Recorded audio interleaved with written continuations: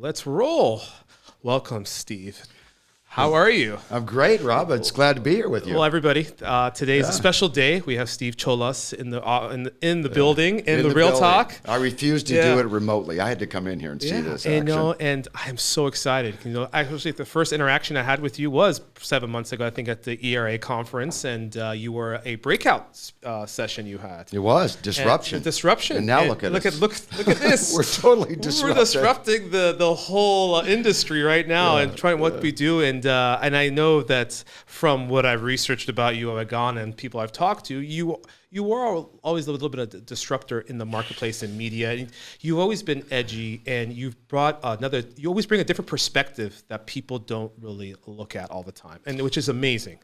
I'm not sure how to take that positively or negatively, but I get where you're coming from. No. I mean, as a positive thing is that I give you the compliment. Yes, I come out to that way, but it is a compliment because I think that really is what we need today. But even starting in your career from in the industry from the 80s, which we'll start from, is like really who is Steve Cholas? Where did you come from? And how did you even get into the electronics industry that we're currently working in today?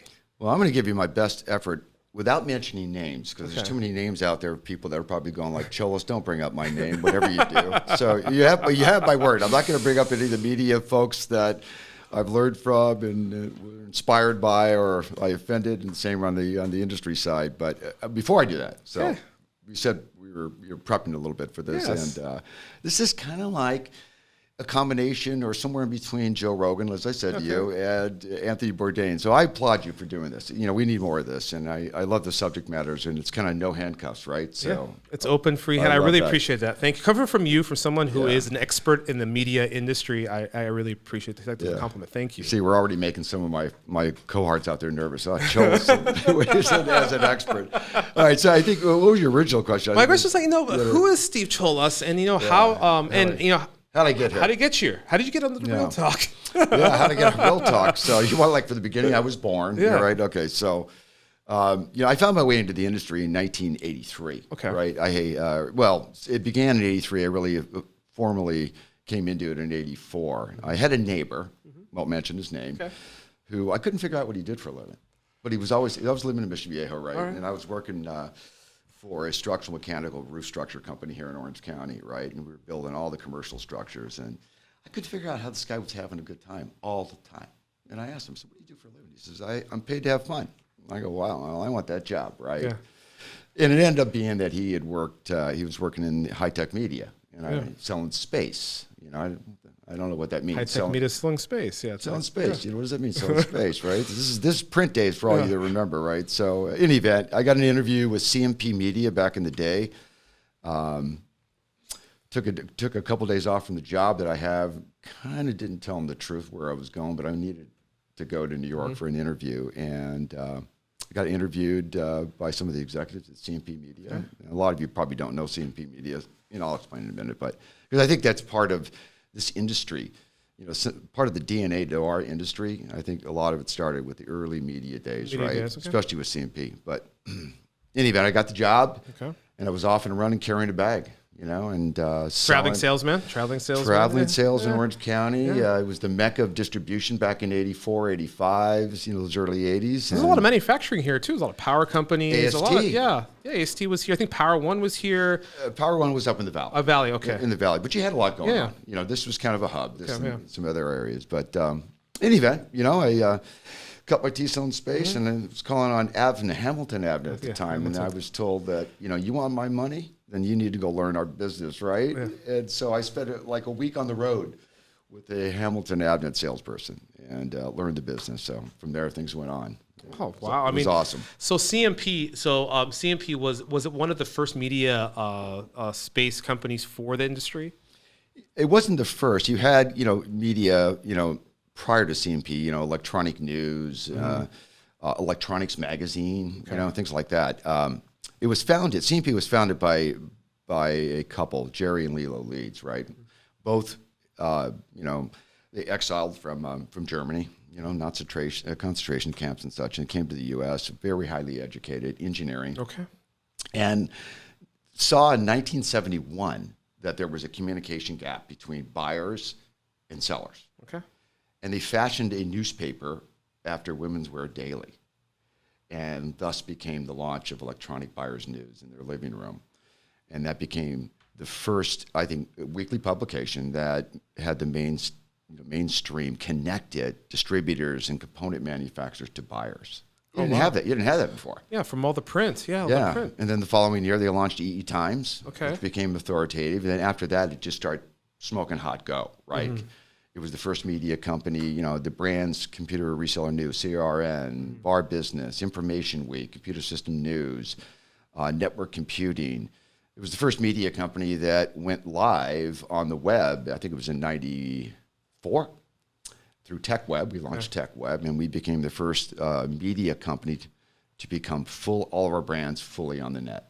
Oh, wow. So we kind of revolutionized. I mean, we took no hostages back in the day. It was good. I mean, taking a step back, coming into it in the 80s, of course, everything was print. A lot of people don't even realize what print is these days, but how it worked and how difficult did you really get to know the technology? You knew there were manufacturers at that point. There was those reps, and there was the manufacturer of the component, and there's manufacturers that end product. So, what did it take for you to understand and experience and get educated upon? Did you figure out the product, or you just figure out where I put this, who needs the product, and where do I place it?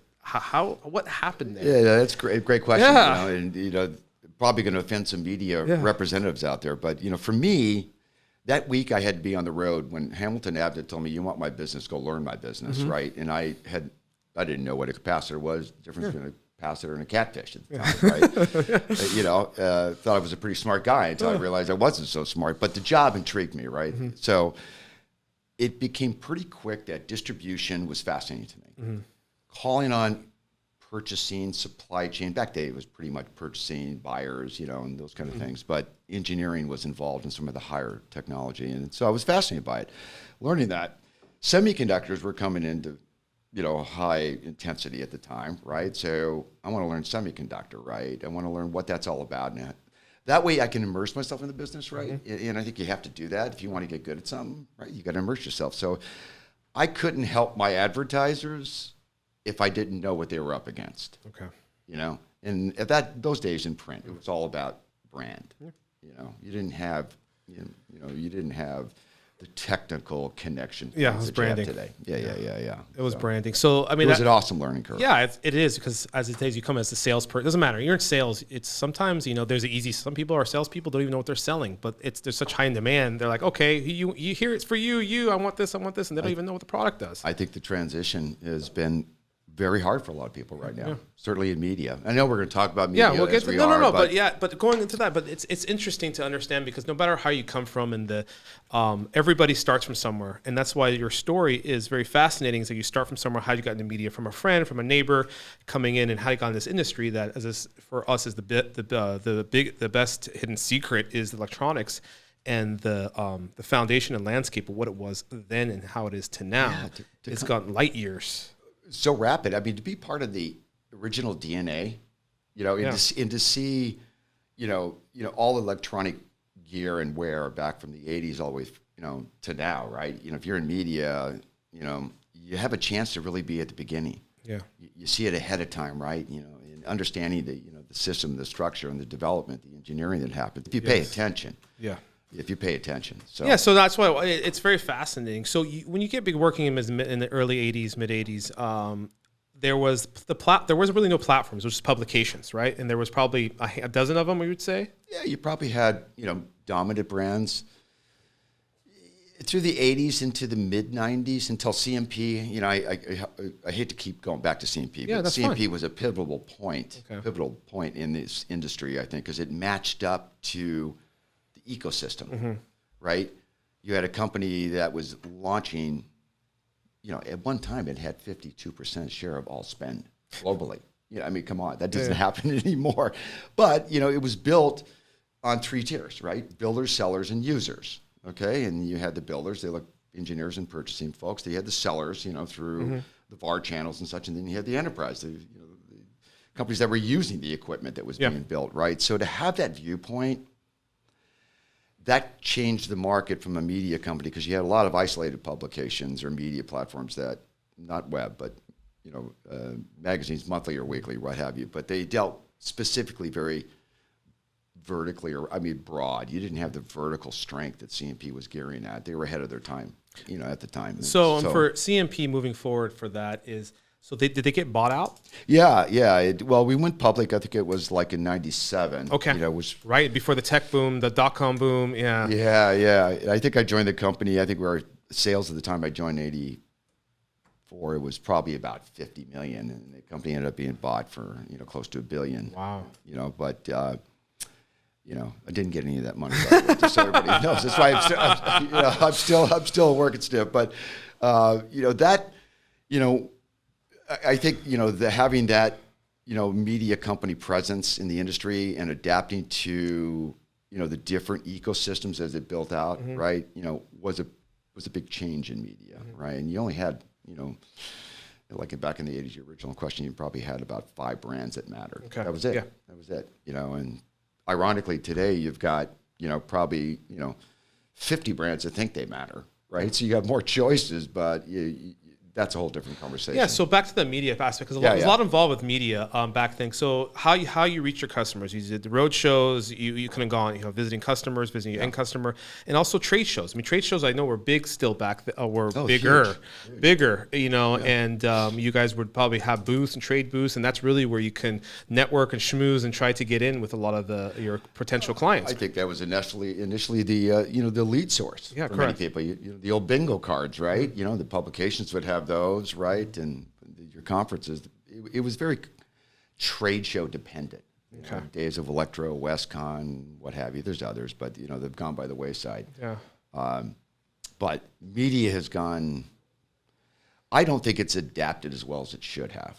Okay. I think there's, I'm kind of glad I'm not in media today. With a different company, Big Zeta, but I'm on the SaaS and software and development side. But media is a tough place to succeed right now. Yeah, I mean that's I 100% agree with that tough. Because coming to '97, when you start just talking about when the CMP got purchased and acquired, that point was that mid '90s was the internet boom.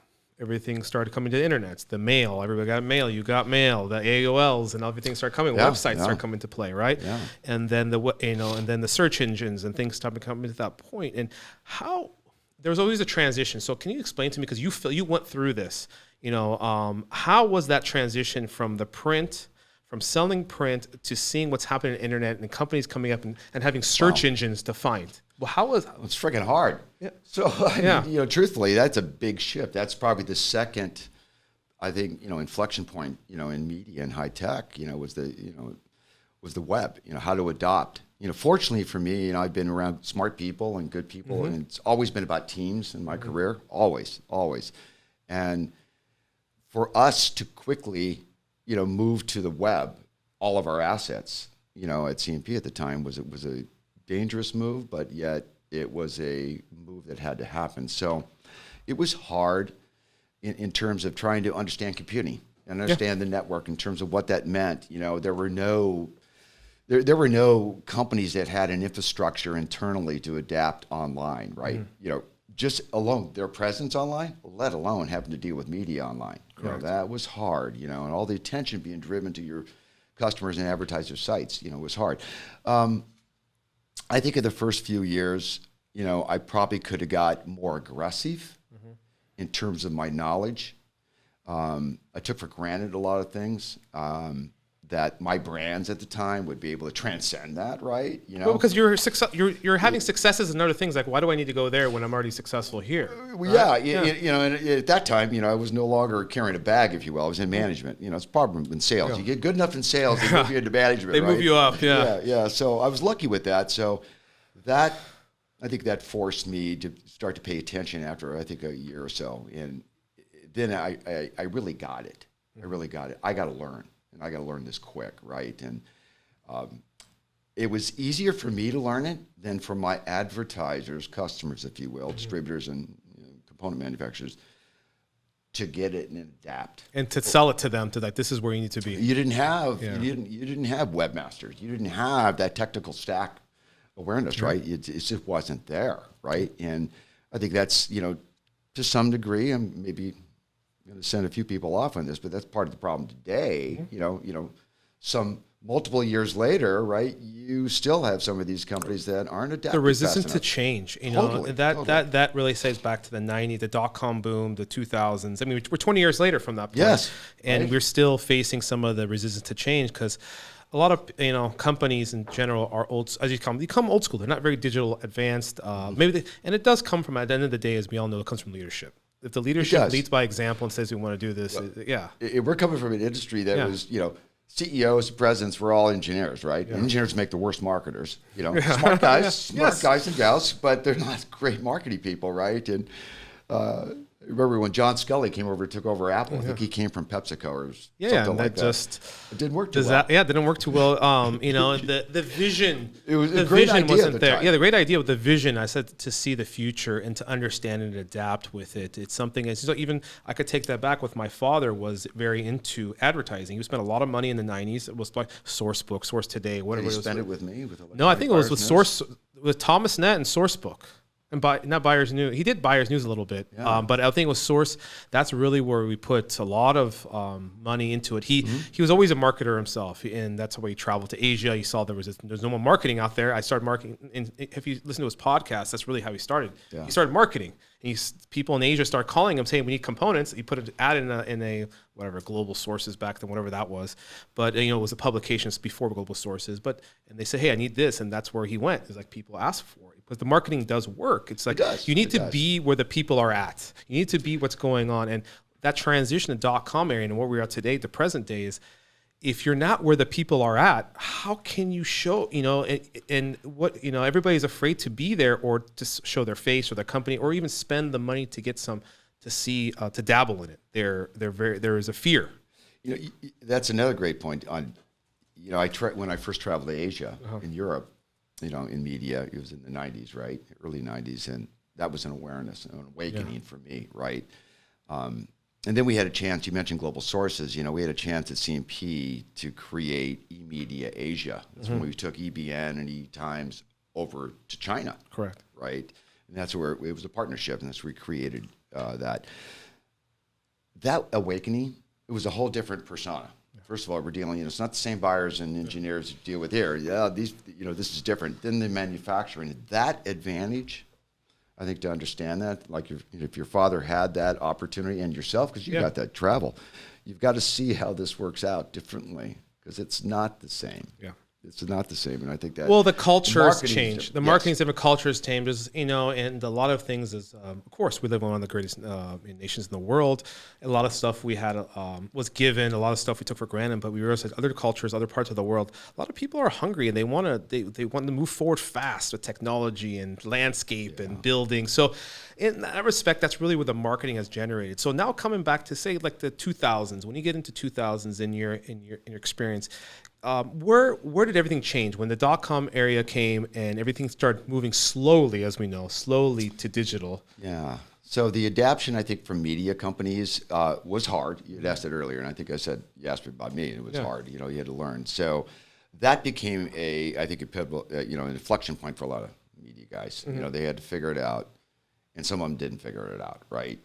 There was still too much dependency on the print, the analog side of the business, right? Instead of digital. So it wasn't, for me, I was staying at CMP until 2003. And then I was going to, my time was up. I wanted to leave and do different things.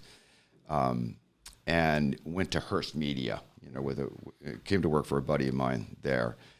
Which is a big media company. Right, so I'm thinking like Hearst Media, for God's sakes, the Cosmopolitan magazine, Popular Mechanics, what do they know? Well, it was fascinating. They had what your father probably grew up with, EAM, the EAM catalogs, right? So they had EAM, electronic products. It was kind of a business stagnant that they had owned from years past, and that had to.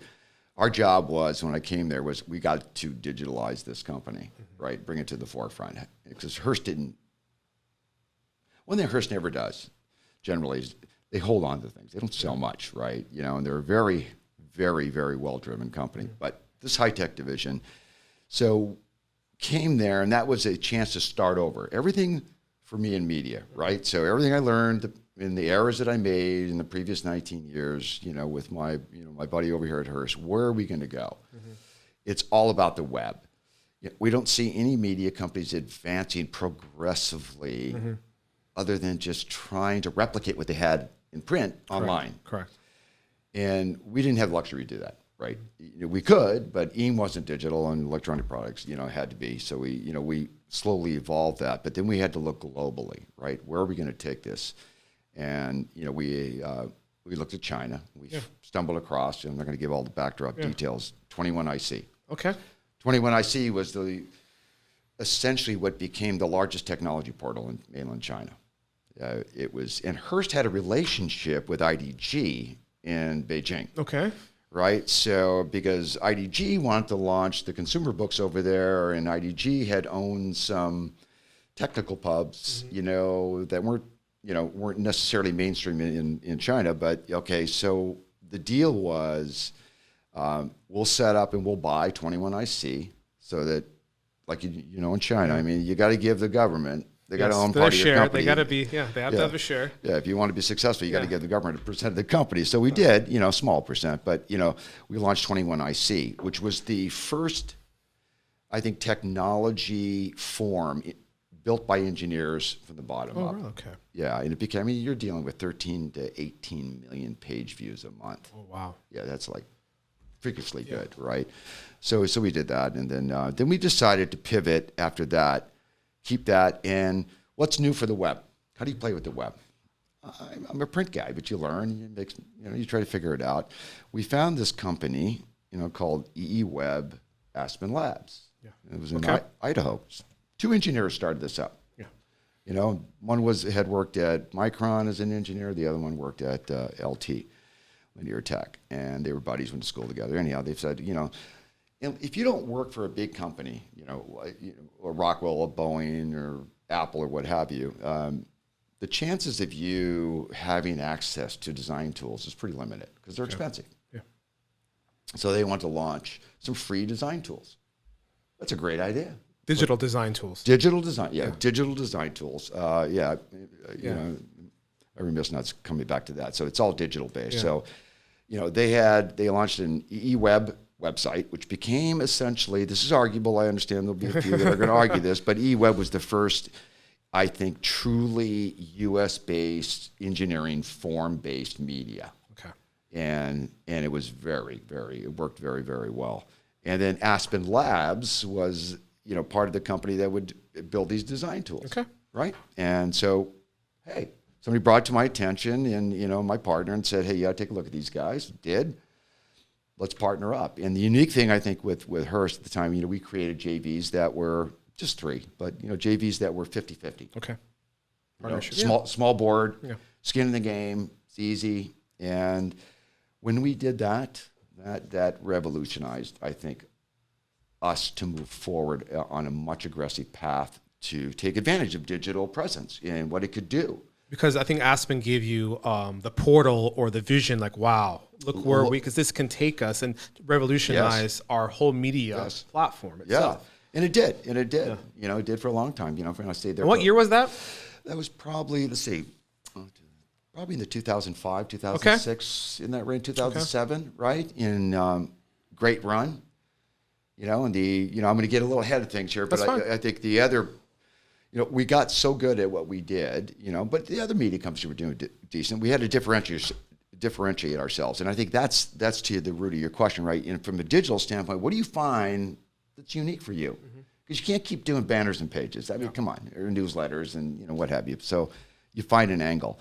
Our angle is to integrate and be creative. And I think you had one of our great guy, Brian DeLuca. Yeah. Shout out to Brian. Brian's killer. Brian's killer. I think Brian was one of the fighter philosophy man. Dude, never messed with Brian. I wouldn't either. Yeah, you don't know what's he'll put you in like an octopus, take you. Wow. Yeah. Like you're Brazilian. Brazilian jiu-jitsu black belt. Yeah, like multiple times over, right? But Brian was Brian was part of that digital revolution for us. Brian was. Our content director, editor, but he was more than that. He was, and you can see it today where Brian's head goes, but Brian was able to help advertisers understand that bridge of content what it means to have content, what it means to your reader, your user, whoever that may be, and how to digitize that and how to bring it forward, right? The value that investing in the content. And that was a big advantage having Brian with us at the time. And then, 2014 came around, right? The end of 2014. And so from 2007 to 2014, you guys really evolved. So what was accomplished from 2007 to 2014 in AspenCore? What was... Well, it wasn't AspenCore. So AspenCore then. Okay. AspenCore didn't exist at the time. Oh, right? okay. So 2000 and 2007. 2000. So you said you found the company. Just have two engineers. We found that company, Aspen Labs. AspenCore. Sorry, I got ahead of myself. It's Aspen Labs. Well, that's okay. Well, it's confusing to the market. Yeah, it is. Maybe I blame Arrow on that. I can't blame Arrow. So Aspen Labs was 2005. Yeah, in that range. Okay. Aspen Labs, EE Web, same company, right? Okay. So that's when we brought them into the fold as a JV with Hearst, right? And we did all these good things, right? And started revolutionizing, digitalizing, taking everything from print to the online. Well, Hearst was already print, and then we had already evolved online. We had to take the next step. You just, what can we do? And we found this engineering-based company that went to web. You need a form, communication path for engineer to engineer. Okay. You need design tools, right? How do you monetize that, right? And those kind of things. So that helped us, right? And then I think the big change after that, the successful things we did was to bring, I think, I believe, in my opinion, engineering forums to the forefront. That was new. Bring digital design tools online and be able to find a way to monetize that respectfully, right? Which we did. And those were big changes. And I think, with Brian and some of the others that contributed to our editorial digital understanding, help educate our customers on how to better understand content contextually, how it relates to your reader. Correct. Your customer, our user, our readers, Then the world flipped, right?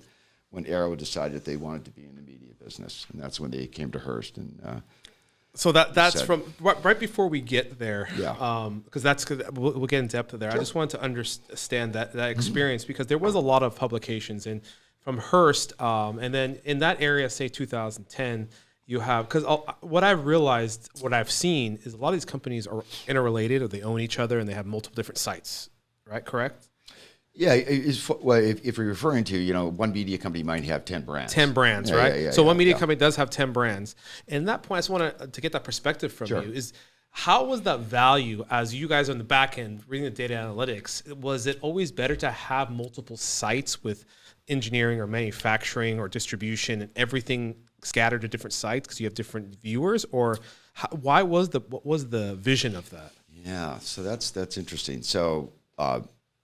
if you looked at EBN, E-Times, or EDN, and, electronic business, I'll just take some random brands. They're very vertical in their approach, right? Correct. One's buyers, engineers, and general business, right? And you can run those as independent brands, so that works, right? The value was making sure that you had the content relative to the audience, right? Okay. And it was easier in the print days. Okay. It was easier. Yeah. You had a dedicated audience, right, that, subscribe to you, for God's sakes, right? I want that. Yeah. And that's a good thing. I think what media didn't catch up to was, in my opinion, again, some are doing better with that than others today, but not understanding the persona, how it evolved. An engineer may have 5 different disciplines in terms of, what makes them up, right? It's not just electrical. Yeah. They could have computer science, they could have chemical, they could have hydraulics, they could, a lot of things they have to, work with different degrees. I don't think the media has appropriately bridged that uniquely. Thus, that led, I think, to the ability, you mentioned ThomasNet, right? ThomasNet, Tony's running a great company, he's done some great things there. Ex-CMPer, by the way. Okay. Shout out Tony. I like him a lot. He's done some really great things there. That they have really just one brand, essentially, ThomasNet, if you will, right? And they uniquely look at the industrial automation market. Well, the industrial automation control market is much like the electronics industry. You cannot separate the two. They've collided, just like the days when lighting came around. Right. Remember lighting when it was like The biggest thing ever, yeah. Yeah, well, that was a collision of solid state and mechanical that brought it together, and that forced the industry, I think, in a pivotal change, that had to adopt. Probably getting sidetracked a little bit here. No, it's fine, no. But it's this business, right? Yeah. It evolves, and you've got to be quick to fail. You got to evolve with it. You got to have a lot of smart people around you, right? And because as heads of state, if you're running a media company, you're not going to get it all. You can't stay on top of it. I mean, as my experience, coming back to it, because I remember the advertising days. We had Thomas Nets, the EBNs, or also especially the Sourcebook, because they had three. Sourcebook was great. Sourcebook was it, and the biggest challenge I had with Sourcebook was like, oh, if you want to be in our online, you have to pay for the print. And I'm like, well, I don't want the print. That was the mentality, right? That was the mentality. I'm like, I don't want the print. And I'm like, you guys don't understand. The print is not what we want. We want to go online. We want everything online. It's like, oh, you have to spend X amount to get this spot. And I'm like, this makes no sense, guys. And that happened for many, many years. It happened like that because I'm like, I don't think this book is. I don't want to get this book that's like 100 pages. Every single region has one. I don't want to advertise in all these regions anymore. I just want to do it digitally. Well, you asked that question, right? How tough was it, right? Yeah. So that's a great example. And we probably fell, in some levels, fell prey to that a little bit. If you advertise in EAM, as I was trying to wind it down from print, my orders given to me was get rid of this damn thing, right, and move it to digital. Well, I got to bridge all these guys and gals, that are advertising. So, that is a clear example of not doing it right. How do I monetize digital? I've got these print. How can I do it? So people were scrambling, trying to figure it out. And they didn't figure it out very well until later. I agree. It took a little while. It took a lot of, I think, failures or successes and failures they had to go through and trials and tribulations to figure it out. And that internet, and that's why, as my question was, why is there so many different sites? Because now today I look at a lot of these companies, a lot of them have the same type of information. Yeah, they can be more engineering, more power, automation, or, whatever distribution. But I'm like, I would say 50% sometimes it's the same information and they add in some other things. I think there's too many. Listen, I said it tongue in cheek that I'm glad I'm out of the media business because it's hard. And content has been commoditized. I would argue, again, people will argue with me on this, but I don't think you have the editorial stewardship and brand icons in the market anymore that were go-to for people and recognized. And the commoditization of editorial, think of it this way, right? So all of your advertisers are your competitors, right? So I don't, you can look at any big manufacturer or of components or distributor, they're in the content business. And they're your competition. So if you're in media, what's the next gig, the next new angle that you can play out? A good example would be, conferences. Virtual conferences and this, that. Shout out to EU Tech. Right? They just had their, I think it was Tech Days, and they had like 36,000 registrants.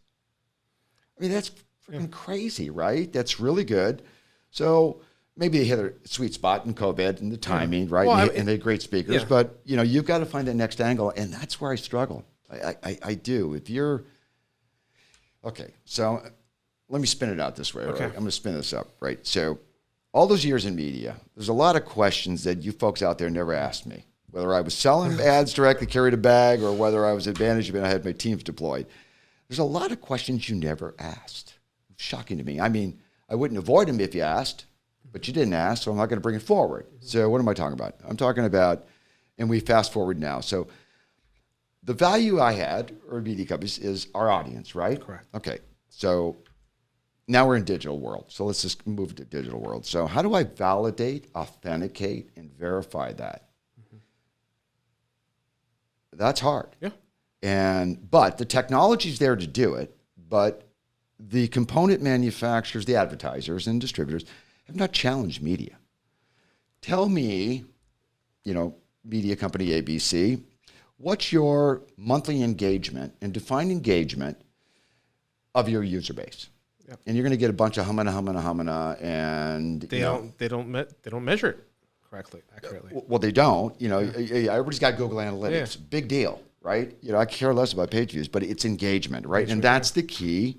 And that's where you, IBS and others, are moving digitally to, like your site, right? You're creating a site that you want engagement and you want conversion. Conversion, That's simple. So these media companies, and I say there's too many, I do think there's way too many. You don't need them. Everybody could be in the publishing business. I think there's a few media companies that are out there because everybody was up for sale and spun. Let's just get real, right? Yeah. So when Arrow bought Hearst, /eWeb, Aspen Labs, that started the push, right? And everybody was up for sale because they're looking at the margins. I mean, the multiples, and that's great. And some didn't make it. So Arrow isn't the only one that bought somebody, right? You had, I think you had Mauser that bought Electropages, right? And, so the media companies today, there will be a fallout. There will be. We've already seen acquisitions. Global Spec, from IEEE got sold off to VC. Endeavor bought all the the old UBM or Penton stuff. Penton stuff, yeah. So that will change again, and I think the people that make that change are going to be the ones that are clever enough to come up with the next value. The vision. That you need. Yeah. And there's no connection between on-site and off-site, right? I kind of look at it that way. Whatever you do on your site, and we'll get into that later, right? But what you as an advertiser do on your site has got to match, and you got to force off-site efforts that are coming in feeding you, right? Correct. And that is disconnected. I think in many cases. Yeah, I mean, you bring up a lot of good points and understanding. I hope people listen to that. There's a lot of wisdom and experience there because it is true. And some people a lot of suffering and understanding. Yeah. Even for myself, to be 100% honest, I'm not a marketing guy. I was a business guy. I was thinking how to create operations, how to expand, how to hire management, how to bring people. I never even got into marketing, and I saw that for us I'm like, okay, there's something needs to change. Yeah. I need to change marketing. So that's really, all the marketing digitalization, really changing the branding and the message and the image and building awareness. At the end of the day, marketing is also building awareness. Once you build awareness, you start educating people, you start building credibility, and then people start wanting to listen. And then you start earning sometimes a seat at the table to get the opportunity that you were looking for because of this engagement that you've gone through something else. And at the end of the day, it's showing up every day, being where the people are at, and putting something out there, even if it's 10 people watching or it's 10,000 people watching, it's better than zero. Yeah. Right? Yeah. There's a lot of people that are zero. Yeah. So this is the types of things of you call about how do we evolve and move forward. So before we can get to all the forward, but I would like to start back at the point of going to the 2014 days. Let's go back and take a little reverse. How did Aspen Court come around? Yeah, let's start. I want to go where Aspen Court. So, without giving too much, but I think I'm beyond the handcuff stage, litigation, and everything like that. So, Arrow wanted to be in the media business, but that's not entirely true. My take on it essentially was, we had this media company, Hearst Business Media, that included eWeb and Aspen Labs, and Aspen Labs had some pretty cool tools, right? So, and Arrow was pretty progressive, at the time back then. They had bought Transom, they created, they were Silicon Experts. Silicon Experts, yeah. That company was expanding out an ecosystem, pretty aggressively. So, I think, truth be told, they were very interested in Aspen Labs and the design tools, right? And fortunately, the management at Hearst. Again, I don't want to give names out, but my buddy and my other buddy at Aspen decided to say, "What do you think?" And I said, "Let's not. I agree with you guys. You guys run with it." Arrow was going to probably go around us if we said no. Yeah. Okay. So position as you want eWeb, Aspen Labs, you got to buy the whole thing, which included Eames and Hearst. The Hearst Electronics Group. That happened, and that was closed out in February 2015. Okay. Right, and me and another fellow were, along with the appointees at Aspen Court didn't exist. We had this media, so that shocked the world, right? Everybody was freaking out. So at that time, I want to understand. Yeah. So when that acquisition happened, it bought all the assets and the people came with it, or the restructuring happened? No, the people all came with it, and it was, it was built into their, Silicon Expert and Transom business, which became the Media and SaaS group. Okay, right, separated from, if you will, Arrow Core. Now, you got a fundamental problem quickly. You've got one of the world's largest distributors that just bought a media company, of which 30+% is all distribution funded, advertising. Well, that's going to go away, right? in the belief to think that everybody could live in the same sandbox and that this media group could be agnostic. You know, I was willing to sign on, you know, for, you know, 3 years and play it out as long as I could be honest and everything else, which, you know, which was pretty much the case. But it wasn't, it had to get bigger. You know, Arrow wanted it bigger. The fellas that run it. So they said, hey, here's a checkbook. Go buy everybody that you want. Go find and what's it going to take? Literally, right? So monopolize the market, but like basically that type of thing. Yeah. Let's take over everything. Yeah. So let's go see what we could buy. Well, we went back and we bought, you know, essentially my old alma mater. We bought that, right? E times EBN, EDN, because that had already merged with, you know, UBM Group, and we bought that. You know, we acquired, you know, half a dozen properties overseas. I mean, in Europe and EMEA. All of a sudden, we had 30 or 40, you know, brands globally. So, okay, this is a great story, you know. But you got to play it out right. You better have a pretty good strategy. The name Aspen Core was a struggle, and actually, me and two fellas were in a rainy, stormy drive in Shanghai one night, heading back to the hotel. You know, we're struggling. One night in Shanghai. Yeah, one night in Shanghai. One rainy night in Shanghai, yeah. There's a movie or so, wasn't it? I don't know. It was a song or something. I remember that. You know, we had looked at all kinds of ideas. You know, Aspen this. You know, because it's Colorado. That's where Arrow was. You know, and everything was taken. And we're driving back, and I'm sitting in the back seat, and I just throw out stuff. One of our leaders was in the front seat, and me and my sidekick were in the back. And, you know, we're kicking around, and somehow I must have said core or corp. Corp or core, yeah. Yeah, something like that. It was probably like that. And then the light went on, Aspen Core, right? Mm-hmm. Okay. And that wasn't bought, so we secured the name the next morning, you know, in China. And then, you know, the rest was history from there. That became the brand, the holding brand, if you will, of all the entities. Right? All the entities. Okay. No, not Silicon Expert, Transom, but all the media brands. All the media brands that you guys acquired and brought in. Okay. Yeah. And the ownership of a lot of the research, you know. Can I take a step back for a minute? Go for it. You know, trying to get in this business and learn it. You asked that earlier, right? Research was key to me. I was always fascinated, right? And I learned that this market needed research. You know, I learned that early at EBN. You know, we had the buyer survey that was done back in the 80s, you know, really late 70s it was started. And it basically, you know, who do you buy from? Correct. And every distributor in the world, you know, at EDS back in the day, right, would line up to hear that data, you know, where I'm at. So there was brand identity tied to the movement of the needle, right, within that buyer pool. That was fine. But moving ahead, you know, I launched, I don't forget when it was in the 90s, probably maybe 99, whatever. I launched the supplier interface survey study, which was very engineering driven. By that time, I was kind of moving off EBN. One thing I realized I'll try is you do a lot of surveys, and everything that I've seen about you, which is fantastic because you want to get information and data to collect. That data, as you say, is the most important thing. Is I need to get data to make a calculated decision, to learn something and go through it.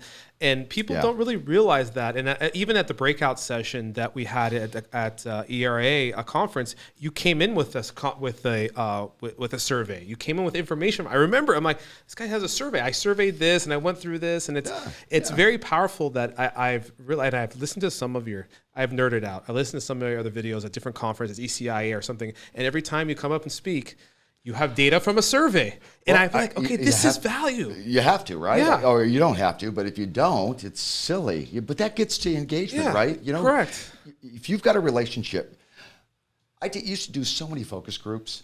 Yeah. You know, where I'd sit. Something focus group too. Focus groups, I would sit. I probably have done 50 or more focus groups over the years where I sat in a room for an advertiser and undisclosed, right, with engineers or buyers, and you just query and go with it, right? Or research, even better when you have Mind of the Engineer, which was acquired. That was an EDN study that we later, after we bought E Times and EDN, at Aspen Core, ported that study. The supplier interface study, some of the. I think web design tool studies, or like you said on disruption, I did a few polls and had brought in some research on that. You have to get a pulse of where things are at.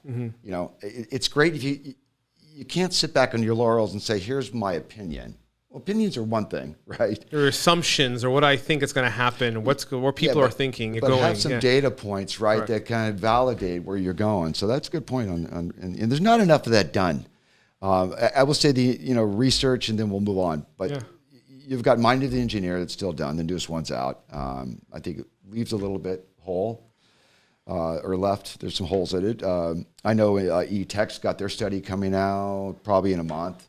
Penton does some good stuff, right? I know in Europe, my old study I just found out is being done. So I was giving that publisher a hard time. He's a good friend. He was giving him a hard time. Like, dude, you got to start paying me royalties. Yeah, royalties for what you're using.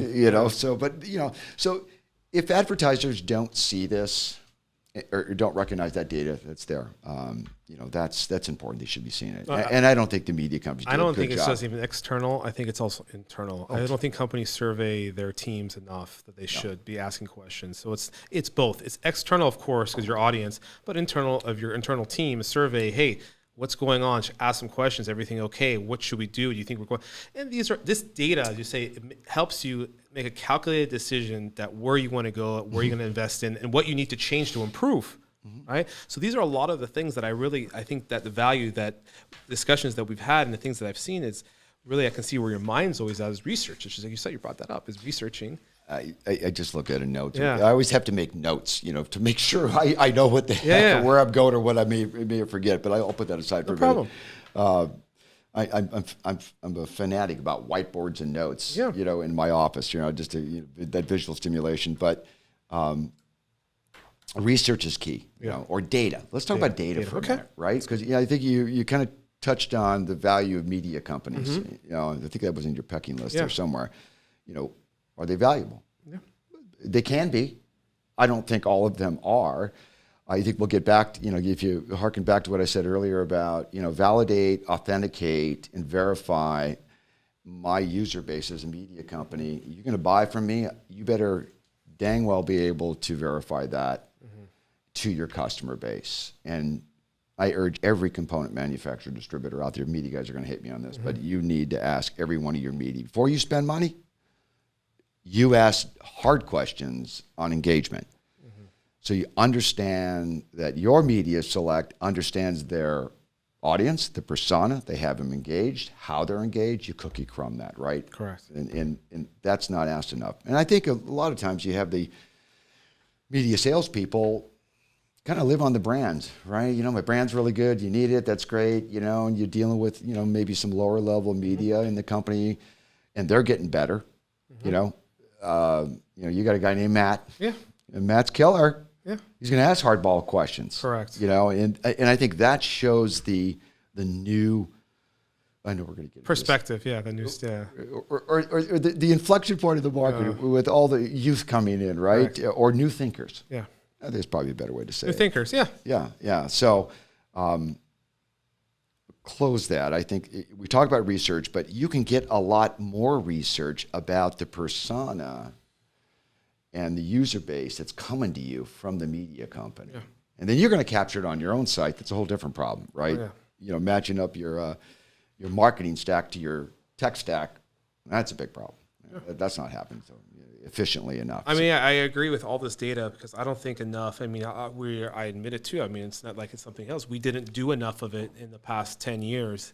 And now in the past couple of years, we're like, okay, we really need to get this information. This really to give us a strategy and direction because of this. Before it was, we had our customer base. We did some marketing here. We visited them. We did this.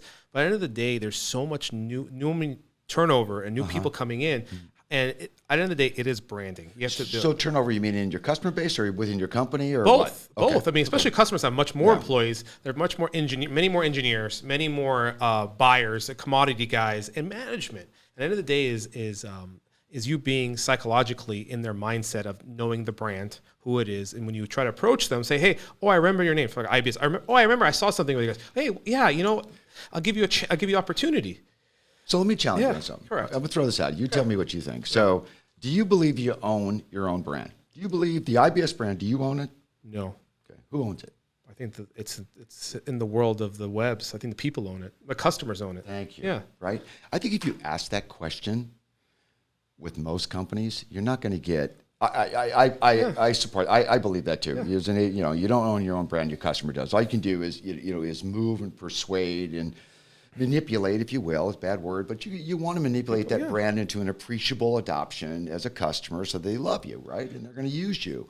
But to believe that you own your brand, it's funny you asked me that question now. Because you'd asked me about 2 years ago, I would have said I owned it. Yeah. Our company owns the brand. Yeah. I would have never thought about looking outside the box. I'm like, wait a minute. We don't own it. We are, the other way, it's turned it the other way around here. Our customers own our brand. They know our image. They own all of that. And it's what they perceive of who we are. It's not the brand. I mean, we're trying to create a great fantasy, thing around it. Everything that goes around our psychology our basically, I would say our mission statement, our vision of who we are. But that mission, vision, ethical company morals, ethics, it actually comes off to the customer more than you think it does. It does. Because it's completely off of that. I mean, you got to walk the walk and talk the talk at this. You walk the walk, but also you're talking about it, walking it, executing, and that's a big thing. And showing up. Being consistent. Well, showing up the right way. Yeah. I know that's everybody, duh, you get that. But, I don't know that people, if you look at, in my opinion, again, you look at salespeople in the distribution business or component business, I don't know how many of them are really made the transition from onboard to offboard. What do I mean by that? Okay. You could sell sensors all day long to a company. I work for a distributor, I sell sensors. Okay, but do I understand once I leave the board and move on to outside that board, all of the technology implications that are affecting that or implicating that, where it could go? Yeah, selling peripheral products associated to a sensor. What it plugs into, what it goes into, Yeah, even security or cloud-based issues, things like that, right? I don't think many people, that hasn't been a push forward enough to credit. And the same thing falls on media. When you have media salespeople, and I don't know, Rob, whether you talk to media salespeople. Maybe Matt I have. does. No, I have a lot. And recently, no. And so recently, before I did, yes. And how'd that go for you? Not so good because everything they're trying to sell, sometimes I feel like I don't want to be the smartest guy in the room, but sometimes I feel like I'm like, wait a minute, you're telling me something that I already know, and you're trying to sell me something that doesn't make any. I mean, you know what you're selling, and biggest problem, right on, and that's, I think, you asked earlier about the bridge between print to digital, right? Okay, let's go there from the media standpoint, right? How many media reps understand or have come in to articulate and navigate a scenario of your technical stack and capabilities on your site and understand the generalities? They don't have to be developers, they don't have to be engineers, but can really understand that and then align and ask you, what is your strategy? Well, I want to sell more. Okay, great. How are we going to do it, right? And be able to really clearly bring in assets that they represent that can accomplish that, right? I hate to say, it's very few and far between. Now, part of the problem is a lot of people don't want to go into media sales. It was a great business, and I did really well in my life and learned a lot. I wouldn't have changed it at all. Yeah. Exciting, but I think today, finding new media representatives is extremely hard. Most people don't want, just like design engineers don't want to be, kids going to school don't want to be electrical engineers. They want to go to work for Google or Facebook. Be a software, the sexy part of it, dev guy. Tech, development, creating this, But okay, so moving forward from there, I think this is a great topic, great discussion that we just had, because those are a lot of points that sometimes are not discussed enough. I think you need to be disruptive. Yeah. It is time for this market to be challenged challenge itself, right? We're just, it just needs to happen, and I think, once we get, we're past that inflection point of age, right? This will be dominated by 30 and 40-year-olds within 5-6 years. It will be to some degree. I mean, it's the evolution of succession coming in and taking over and taking it to another level and evolving it. And right now we're having we're in that inflection or path that people are the resistance is still there. The resistance is still fighting against the new, and what it does is it takes that new generation and it veers them off the road that they can. It veers them off somewhere else, right? Yeah, it does. That's a good point. Yeah, it's right on. This is not a sexy business in most people's minds, which is crazy. Well, it used to be. It used to be very high. I still think it is, right? I mean, meaning like the image, it still is. Yeah. But the image was much more attractive in the 80s and 90s, and now it's... Well, in the 80s and 90s, late 80s, early 90s, when you'd go to places, we were young.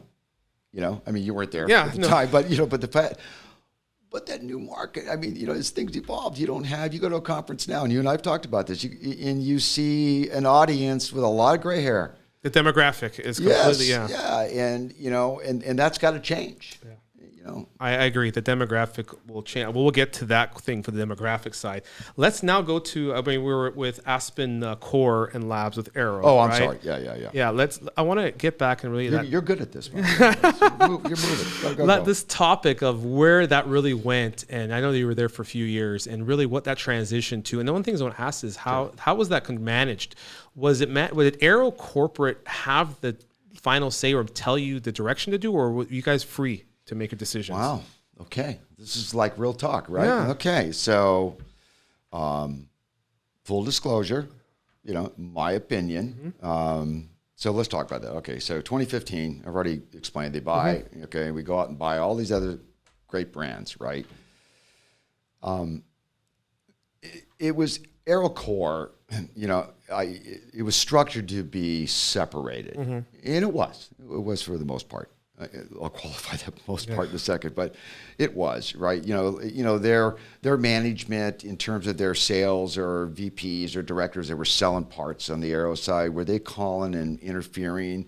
Hey, who's advertising? And can I see the leads from somebody? Which was the big problem. Listen, I had 10 of the CEO / presidents of the distributors, which I'm fortunate enough to know from hanging around long enough, right? And good people.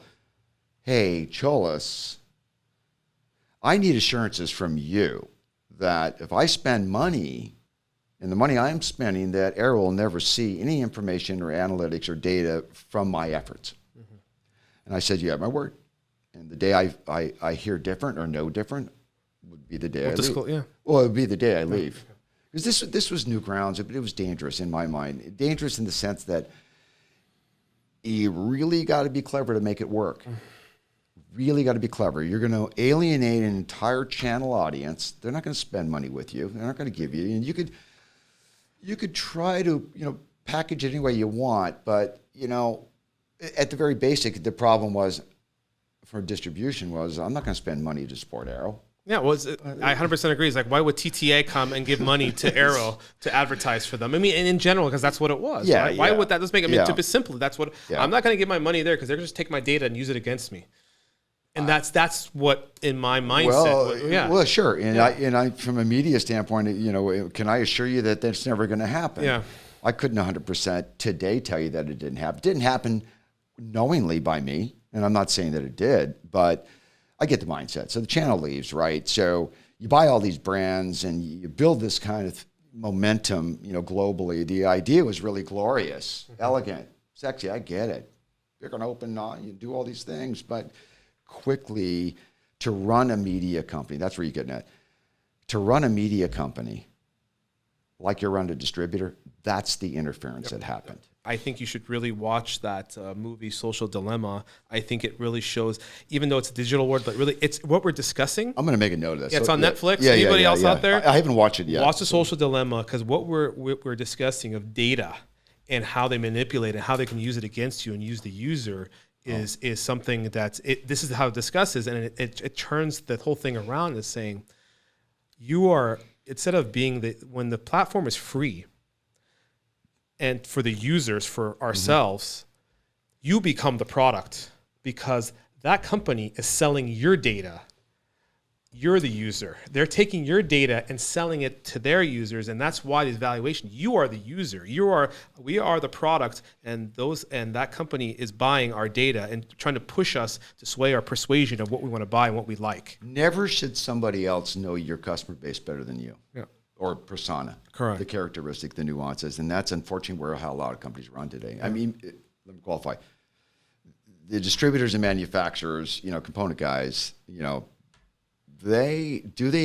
well do they know their audience? especially since it's been digitized. You know, because you can't see them all. They've take that interpersonal disconnected, you know, and that's the one thing. I mean, we can talk about the Mausers and DigiKeys, and they you know, they're very successful. The platform, everybody, which, oh my God, we should have done that. We should have done this. Everything's past tense at that point. But it comes to, how well do they know their client base who's buying from their websites? So look at today. If you look at this media, because we're still on media, you know, it's all about engineering. Yeah. I'm like, okay, I get it. It's not all about engineering. You know, you do have buyers in supply chain operations and manufacturing. You do have collision of industries that are coming together. You do have engineers that have 4 different discipline responsibilities. So it's not all hardware EEs, right? And that is part of the problem where I think media hasn't gravitated to accommodate that. Some companies are doing pretty good with that. And they're attempting, but most not. That'll be a lot of the fallout. Again, I get back to way too many choices right now. You don't need these many choices. No. There's way too. Yeah, I agree. You just don't. You know? So now let's move on to the present day, and let's talk about 2018 and forward, really with Big Zeta, right? And really, how did this come about, and where you guys started, and where you are today? I didn't think we would ever get to that. Yeah, we're there. Yeah. So, excuse me. So Big Zeta. So during the ending period of AspenCore, and if I look back at all the years and the great people I learned from and the customers that I was able to engage with, when I was time to leave in 2018, it was February, you know, but the writing was on the wall for me. You know, it was pretty well done with this. I couldn't continue. But what was missing? Well, Arrow had, AspenCore, we created, the studio. And ideally, the idea with the studio was to help companies, even Kickstarter, Indiegogo type companies, which I did for a while, part of AspenCore, but also, your advertisers help build their websites, right? Okay, well, that didn't pan out too good, right? So me and the guy I went to work for now, most people know him. I mean, I'm not going to bring his name up because he just likes to be a little silent. The man behind the myth, the legend. The myth, the legend. But we knew. I'll say we. We knew there was a hole, and that was for component manufacturers and distributors. Website dysfunctionality existed. Staffing internally at those companies to adequately build out and pay attention. Let's take search, for example. That's a great point to take a look at first. So search is kind of an afterthought. CEO gets pissed, or some VP gets pissed because I can't find memory on my site. Where's the other? And he calls up the webmaster or the tech guy, and or calls up IT inevitably, and IT says, I don't know, call the web guy. And those things. You had all that disconnection. So we knew that how could we build a company for multiple entry points financially for engagement is how we could help out build a digital presence that very simply would allow for engagement and conversion. And then we get into e-commerce, So we had to build a team for that. And fortunately, we started slow. 3 of us, essentially, and it was basically say, hey, we're going to convert all your PDFs to HTML. Okay. Because Google doesn't give PDFs a lot of love. Yeah. The rank, Yeah, they don't. It's got so much great. So that kind of became, but we had bigger pictures. Fast forward today, because I think I have to fast forward. As things evolved at Arrow, but Transom, which was their acquired tool business, right, where they made design tools for manufacturers. It was a German acquisition, that started to dissolve. Okay. Whether it was culturally or whatever, it just did.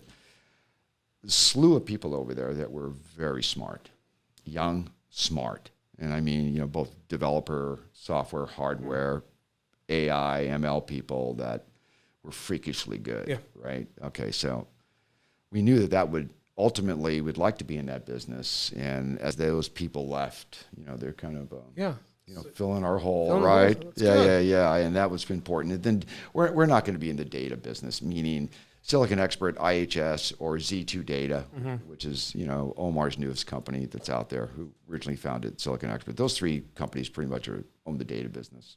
we're not in that. But the Silicon Expert peep, we needed some data experts, and we got one. So today, from 2 people, fast forward, it's only been 2.5 years. 30 customers globally and 160 employees, a very heavily engineering dev office. And I can say that I've been working with them, my team's been working with them, and they have some very structured, very intelligent, and they know what they're doing, and they've made us think. And that's a lot of companies doing. I've had our last website, and I got to give it to you. You and your team and your partner's team are unbelievable how professional and how structured they are and what they are doing. I think that's that you guys are evolving fast, learning. Yes. And for that, I my hat's off to you, because I didn't know. You're all I remember when I met Steve's like, you know what?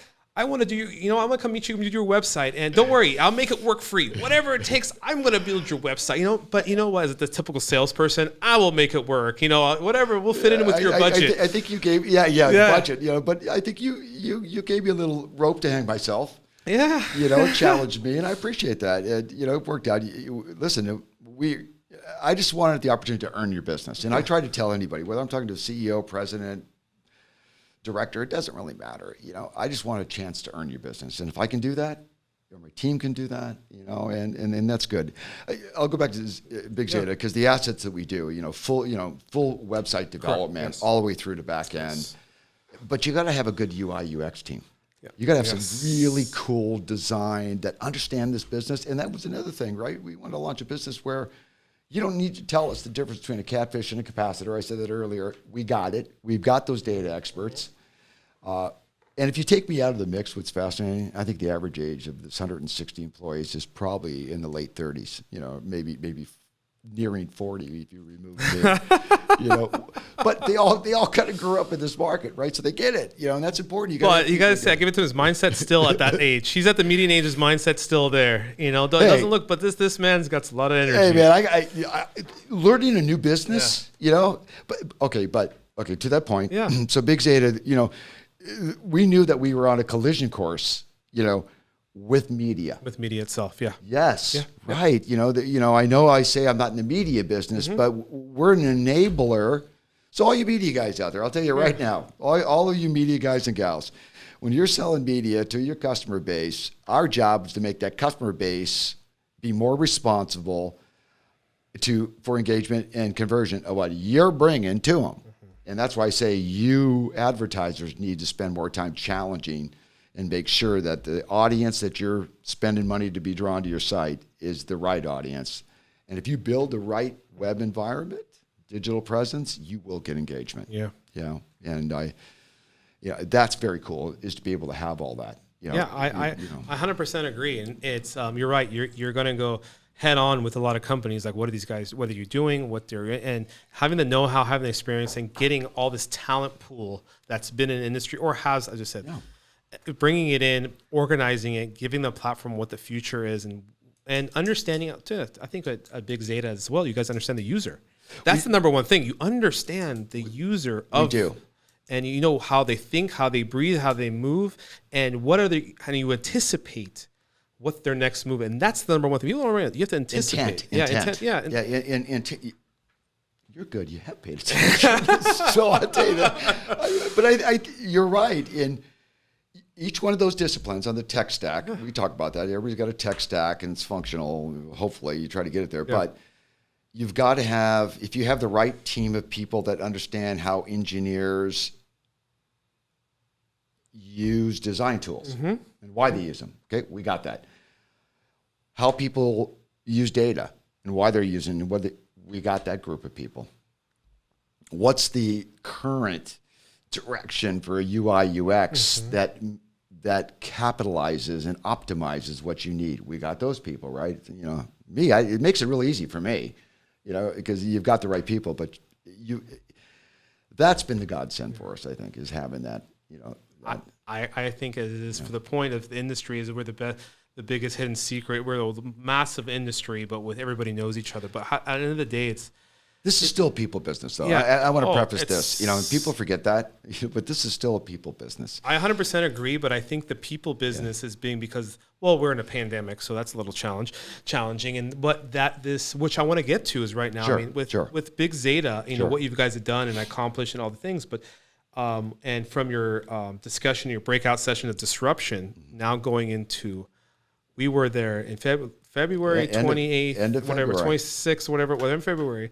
We discussed it. There was a breakout session. There was a keynote speaker, economics. Oh, yeah, don't worry. I mean, everybody was very positive. Well, the market was high. The market was valuations. High, yeah. It was great. And that disruption that you talked about, that whole discussion that we did, what's going to happen in the marketplace, 3 weeks after that, everything stopped.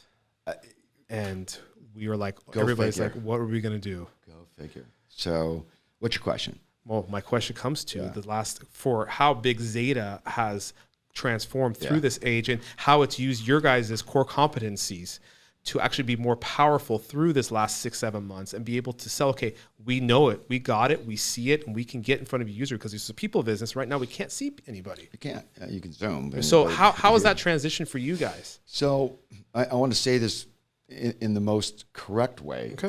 COVID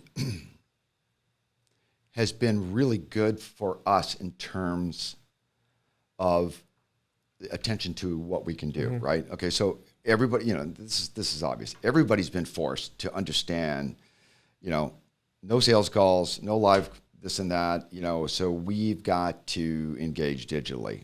Well, most companies weren't ready for that, and I mean that, we've done, go to meetings and Zoom and stuff a little bit. Zoom took off, right? But most companies weren't digitally aware of what their holes were. So here's what I'll say. Whether you're a $10 million company or whether you're a $20 billion company, and we have customers that make up that, you all share one thing in common, the ones that need help, and is that you've got holes. So that digital presence, Rob, is, and has forced people, COVID has forced these the companies to take a look at that, and they're freaking out, a lot of them, and it's easily fixed. It's not for the faint of heart, and, it could be expensive, but, we've found ways to make it easy for people, right? And that was another thing. I'll say that. Listen, you want to be a good customer. I mean, you want to have good customers that trust you and what have you. Sometimes you got to have skin in the game, and you find entry points that work for them. That aren't always in your behalf, but you find common ground. And we've done that, right? So I would say this, that all digital problems are fixable relative to your website. They're fixable. And I think what COVID's done is brought it to the forefront. Yeah. It's unbelievable. It's crazy. I could spend, 100 hours a week and not touch everybody that needs some help, right? Well, it is. I think the scaling, which you hit some points there, that can be a $10 billion company or a $1 million company, for example. Yes. It doesn't matter what industry. Everybody has it, but the toughest challenge, in my opinion, maybe I'd be wrong, is the bigger companies have a tougher challenge because there's too much levels and scale. They have too many people. They don't understand it as much. Totally.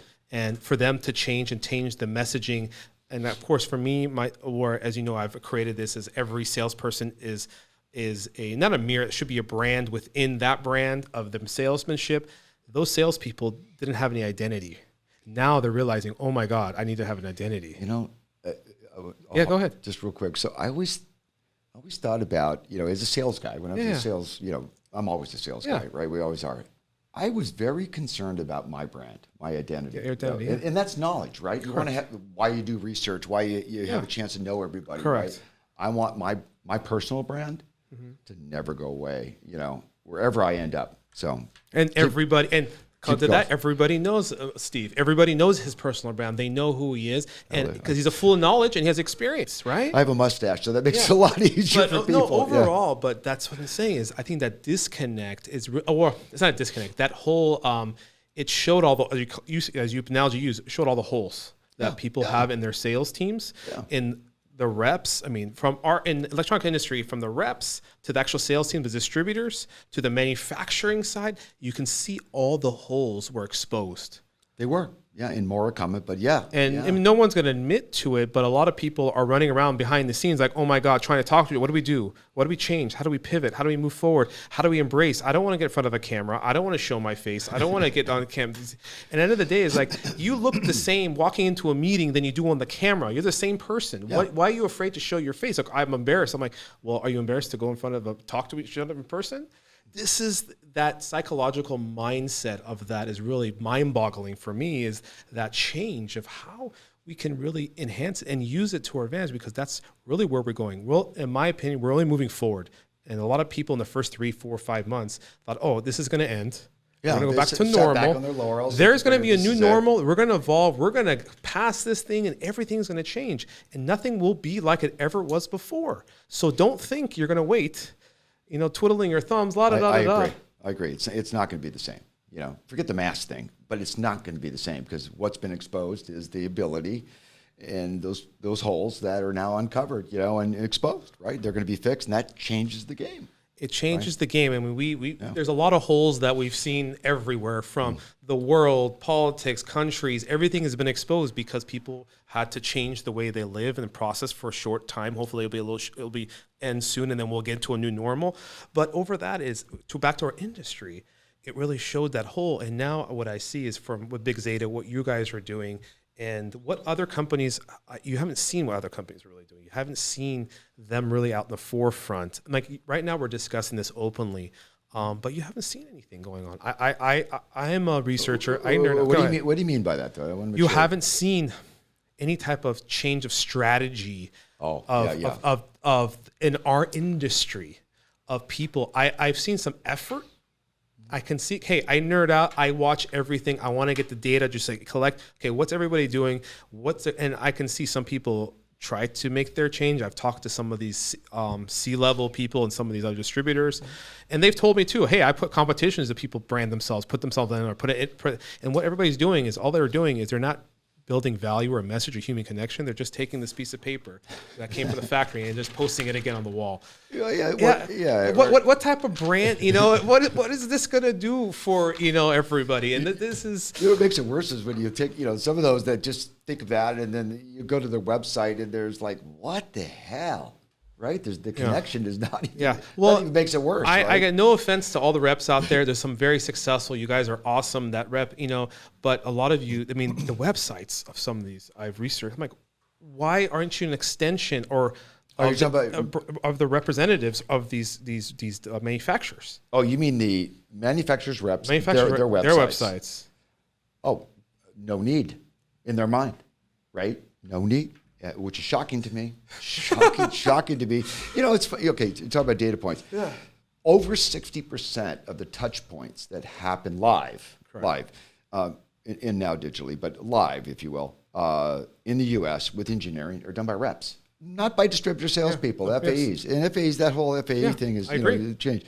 So 60 plus, maybe 70% of all touch points, manufacturers' reps. Yet their digital presence leaves a lot to be desired, and they're counting on their manufacturer that they represent or their distributor they're trying to work with. To do the work for them. And it doesn't work. They don't bring, and that's at the end of the day, is the value that I think manufacturers are seeing now. What value do these reps bring? Because I'm passing through everything, and they're not even showing me of a presence of a website or... Because if I want to put Steve Cholas on the internet on Google, everybody does. If you come present me, you come and try to sell me something. The first thing I'm going to do is Google you. Yeah. Who are you? Where's your DNA? Should I do business with this guy, or should I give this guy an opportunity? Especially if I never knew you before, right? Yeah, and I go to your website, and your website is from 1990, and it only has one page, and it just has a link to the manufacturer. I'm like, okay, is this a credible? I mean, that's the image. Right. Well, yeah, and I think this gets back to the persona. Yeah, the persona. Yeah, the change, right? Manufacturers' reps, I think, are most exposed, right? In terms of how their longevity, their value proposition, and there's a lot of great rep orgs out there. Yes, there is companies. Yes, the value is there, right? At the end of the day, the value is there, but if they're not bridging properly to what's next within their own organization, it's going to be a hard road ahead. I think for a lot of them. And fortunately, I think there is some awareness. I mean, what do you think? Yeah, I think there's some awareness. I think some of the bigger guys, I think there's though. some of the bigger guys are there, but it's also the awareness that they think it's a big investment for them to make a change. Well, actually, some of these things are so inexpensive. Everything technology is so cheap. Just building a persona or brand, or if you want to take a video or just build content, you go on to people, Fiverr.com will do anything for you. So you have $30, $50. You don't have to spend all this. People think tens of hundreds of thousands. You can build something that at least shows something, right? That's how I look at it. We're just but anyways, back to my point of getting on my rant that I go off to. You do rant, but it's good rant. I like it. Because I get excited because I'm passionate, and at the end of the day, we're all passionate about it. Right? If you want to be successful in this business, you got to be passionate. That's and that's key. Passion is key. It just is. If you're not passionate about what you're doing, then get the heck out of this thing. Passionate, and it would show that we care. Yeah. So now through this, let's end this phase of this pandemic. Really, what do you see for the future of the industry post-pandemic? Well, post-pandemic, again, my opinion. So I'm spitballing here, right? Okay. So let's take a look. I think there'll be a greater, an exponential, road forward on digital presence and development. That's going to happen. Mm-hmm. I think the ones that successfully do that, I mean, this is not like 10 years ago, folks. I'm talking about it's going to pace up very quickly. Mm-hmm. I think a lot of it driven by e-commerce. We haven't touched on, but we can go on for hours on that. But so I think that's going to force competition out of the market. So I think there's going to be digital presence will be a determining factor more in the next 2 years coming out of COVID, whether or not your business model is viable. I believe that. I think more companies will become e-commerce, and have that ability. TI's kind of set the bar, right? But others have, right? It's not just them, it's others. So e-commerce, I think, is there. I think the exposure about FAEs at the distributor level, that's been an age-old conversation. Mm-hmm. The value of FAEs, they're hard to fund. They're expensive. If you're a supplier, it costs you a lot of money. Fully loaded. It could be a couple hundred, $250,000, $270,000 fully loaded, right? I think the digital presence of design assistance on sites, be it design tools, the content structure, the calculators, and all these things, right, will come rapidly to disengage or disenfranchise, that. I see that. I think media companies are going to falter because I don't think many of them, there's a few good ones, and I know I shout out to E-Tech, but they're forward thinking. A couple of others do. What's the next gig? Because as the companies, what's the next gig? You're 100% correct. Yeah, you better figure it out. Because you, the customer, will figure it out for you. Like, you don't matter anymore, Mr. Media. Yeah. This is media, so I'm moving on, right? So I think and I think media companies that will survive, I think will be able to be accountable, authenticate and verify, how engaged their audiences are, so that you have a better shot of, advertisers have a better shot to find value in that investment. I mean, that's very high level. I look at data intelligence. We spend a lot of time tying, in Big Zeta, for companies' business intelligence, right? To be able to cookie crumb, follow that buyer journey on site, right? That's key. So I think business intelligence through AI and ML, we're working hard at that. Our team's in Portland, is to be able to identify intent. So all that sophistication, coolness on the site, and tracking this and that, distributors and manufacturers can now have that at a much more robust. You don't have to be $1 billion company and buy IBM, or Microsoft BI tools, right? You can do it, and we can, we find ways to do that, and that's where the media companies disengage. Yeah. They themselves got to be able to do that, and they don't do it enough. So that's the big difference I see ahead. I can twist that in the future we'll see companies that will survive in, say, let's look our industry, manufacturing, distribution, need to turn into media companies themselves. They're already media companies. Yeah, they need to. I mean, they are, but they need to realize what it means and how they do it, and get assistance Yeah, go ahead. You're right. So maybe I got to qualify that for a second. So you now, and we'll use IBS. Yeah. So you now, as you're building out your new environment, right, you're going to have a higher intellectual level of engagement, right, and closer tie. Well, that's what you used to count on, hoping from your media people, right? I'm going to buy this, and I hope I get those leads or whatever. So I hate to say you become a media company, but I think, I said earlier, media companies are forced now to realize that all their advertisers are their competition, right? That's real. That's real. So if that qualifies. No, I agree. And that's one thing is everybody connects a media company as even, it's funny as I use the thing that Brian and Nicolette used is everybody has a story, just needs to tell their story. Yeah. And that's really and I love that's how I caught on to them. And I'm like, I'm correct. Everybody has a story. And the thing is, these stories aren't told enough. The wisdom isn't told enough. It isn't brought to the forefront to be able to also educate the current generation, new generation, and show what especially our industry, what it's all about. Because there's fear. It creates fear because then we get back to what a discussion I have is because in my opinion, if I wasn't much more, I think when I was a younger age, I wasn't, but much more forward thinking and having more security of myself, I would feel like a small person going into a conference with all these suits, as you call them, suits around and nobody looking at you. Who is this guy? You feel very intimidated, right? Because there's a demographic of the demographic is there, and it's very male centric demographic at this point, and you feel very insecure. And is this for you? Or you feel welcomed? You mean if you're potentially a new entry into a new this entry, business? You're a 30-year-old, even a 40-year-old, you come in, you don't know, but people just, they're looking around, who are you? And, how I felt that I expended during a conference, I didn't get that welcoming thing unless I really went and tried to connect with them on a certain level and have that confidence to break that down. And not a lot of people do. Well, if I qualify that, I think people like yourself, Rob, you're not in your 20s and early 30s. No, my 40s, yeah. Right? So you've made that bridge gap, but 40s, the 20 and 40-year gap in there, those people for the most part at these conferences, because you mentioned whether it's ERA or ECIA or EDS, that group, I think, scares a lot of people. Yeah. They don't know how to address you. You're coming into my turf, right? And that's been it's been a godsend for me, right? Working in this young, thoughtful, innovative, freaky, good, technical people that I'm with now, right? But I've always kind of had that bridge, meaning, because I spend all my time outside with customers, right? So I find and gravitate towards that, right? I was lucky. I was just lucky from that standpoint. But I think they don't know how to address you.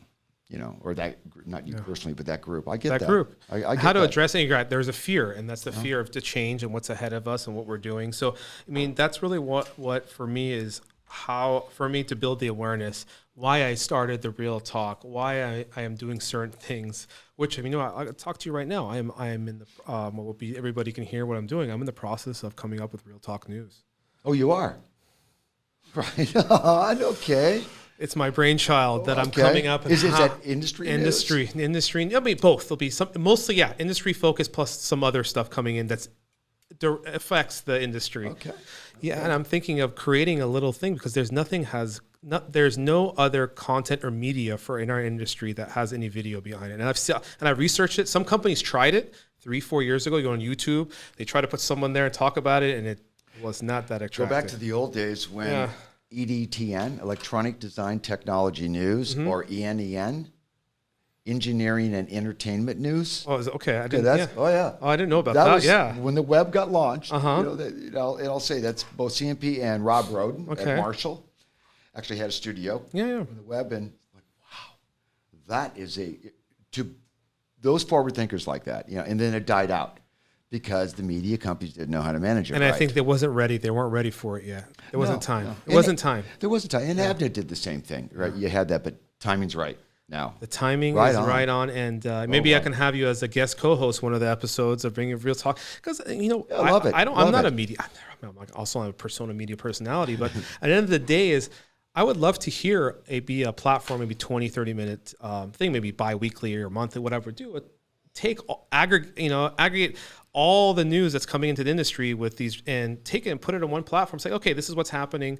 There's some interesting things that get released in the marketplace. Oh, this person left this company, went to this company. Yeah. This type of news. But you got to be able to curate. You have to curate it properly, right? Yeah. For me, that's like, okay, we can start. And that's why I'm thinking, how do I do this at a certain place? First, I want to run a pilot, see how that runs, and basically aggregate all the media from all the sites, and talk about acquisitions, what's going on, products, the industry, where digitalization is going, and have a co-host with me, so we can you can have a back and forth talk about stuff and be fun. I think it's valuable. I think earlier we were talking about you don't have and let's talk about media. Media doesn't have that iconic publisher. I hate to say publisher because you don't have publishing companies anymore. You have media companies. Correct. And we realized that at CNP. We changed our name to CNP Media. Yeah. When the time was right. But you don't have the publisher or media representative record anymore. You don't have who's the steward of distribution? Yeah. I don't know. Yeah. You can name a couple of presidents of companies, but you don't have that leadership. And now you have, the Larry Ellisons of the world and others that are taking the forefront. That's where the attention level is. And you match that to persona. Yeah. Your timing is right on, man. Do that. Thank you. I like that idea. I've got some affirmation, some others I run this by, and you being from the media industry, I think it is. It's just, as I said, curating a platform, doing a couple of pilot runs, and really seeing really how I want to take it. And at the end of the day, it's being consistent with it as well. And learning from it, because I think our industry needs it. I think, and what our viewership, our psyches now is much more attracted to video. Yeah, like this. Yeah, we're doing here, right? Yeah. A clip of a video or something. That's what we do, and to get that point across. And it's funny is I never thought I'd be so.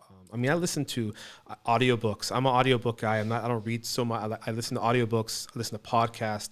Most of my information and knowledge in the last 5 years has come from those two things. And I'm a nerd on the internet and read it, but that's okay. You find your different channels. I find my different channels. I find my different channels in media. That's really where I take it in, and I'm like, okay, that makes sense. That makes sense. Just like we talked about reading a book. Sometimes you read a book and like, what the hell? I didn't, because your mind, your ADD, you're like all over the place. You're like, I'm not focused on this. How do we stay focused?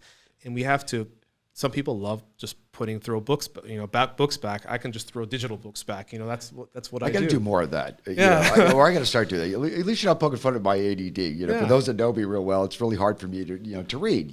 So, but it was funny because you talked about the internet, or digitalizing this industry. That's been really good for me because it made my attention span easier, where I have synopsis of this and that in the small narratives that make sense, rather than pages of things, right? To have to read. So it's great. So I look forward to your news. Actually, it's a great idea. I'm going to throw some ideas to you when I get my little brainstorming plan. I think it'll be right on. Say, this makes sense. This works good.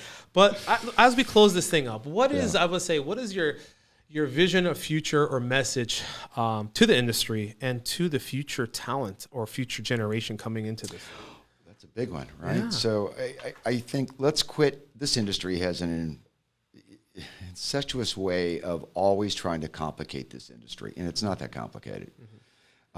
This is the very sexy industry. In the young talent that's needed, that genre of people that has to come in and change the world technology-wise, this is the basis of it. I get software and hardware, and the coolness to work for Apple, for Google, for, whatever it may be. I get that. But there's still a lot of sexiness in this business, and this is the beginning of everything. You're at the DNA of all that happens at the end of the day, and where do we misalign that? Why aren't we attracting people? So I think we will come around to that, and I think that'll happen.